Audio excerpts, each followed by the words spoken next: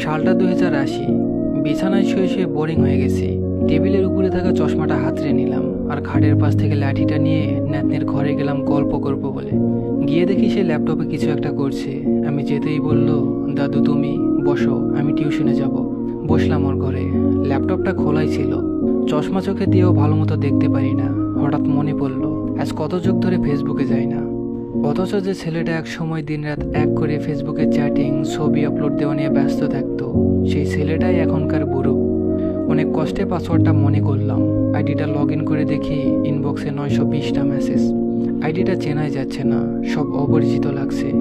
Friend সংখ্যা ছিল 4000-এর মতো, কিন্তু এখন চ্যাট লিস্টে দেখি 28 জন।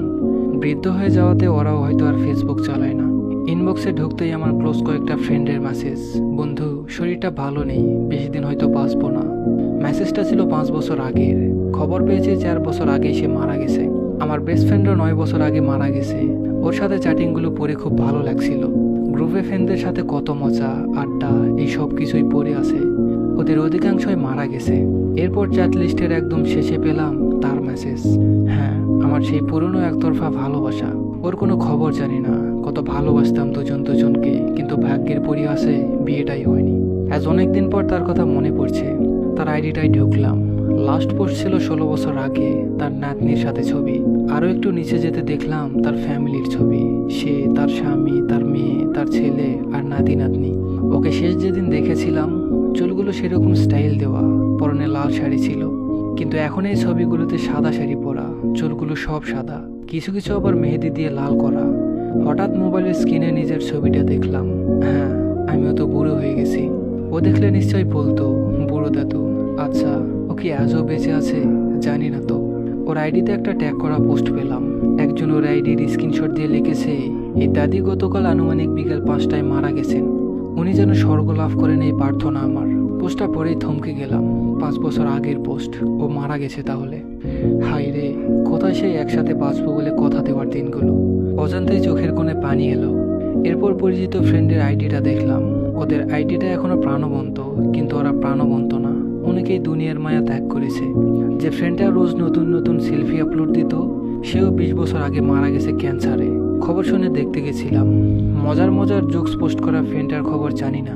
লেখক ফ্রেন্ডটা 8 বছর আগে একটা পোস্ট দিয়েছে, ওর ছেলে ওকে বৃদ্ধাশ্রমে ফেলে এসেছে। ওর সাথে যোগাযোগ নেই। এরপর আমার আইডিটাই গেলাম। এত ট্যাগের ফিরে নিজের শেষ পোস্টটা পাচ্ছিলাম না। অনেক কষ্ট করে খুঁজে পেয়েছি। 23 বছর আগে আমার স্ত্রী আর মেয়েকে নিয়ে ঘুরতে গিয়েছিলাম, সেখানকার কয়েকটা পিক। আরও প্রিভিয়াস পোস্টগুলো পড়ে কখনো হাসলাম, আবার কখনো কাঁদলাম। হঠাৎ নাতনি ডাক দিল, দাদু আমি রেডি, টিউশনিতে যাব, ল্যাপটপটা দাও। আমি বললাম, ল্যাপটপ নিয়ে টিউশনে যাবি? নাতনি বলল, দাদু তুমি আদি যুগের মানুষ, তুমি বোঝো না, আমরা তো ভার্চুয়ালি ক্লাস করি। বললাম, আচ্ছা তা বই খাতা লাগে না? নাতনি বলল, ধুর কি যে বলো, ক্লাস করতে আবার বই খাতা লাগে নাকি? কেন, তোমাদের সময় লাগতো নাকি? বললাম, হ্যাঁ লাগতো তো, তবে তখন আমরা বইয়ে পড়েছিলাম ভার্চুয়াল ক্লাস হবে। নাতনি হাসতে হাসতে বলল, আচ্ছা আমি চাই, টিউশনি শেষ করে তোমাদের কালের গল্প শুনবো। হ্যাঁ, এখনকার আধুনিক আমরা, আবার 2080 সালের আদিম আমরা। আমাদেরও ওই যুগের ছেলেমেয়েরা আদিকালের মানুষ বলবে। জানি না 2080 সাল পর্যন্ত বাঁচবো কিনা।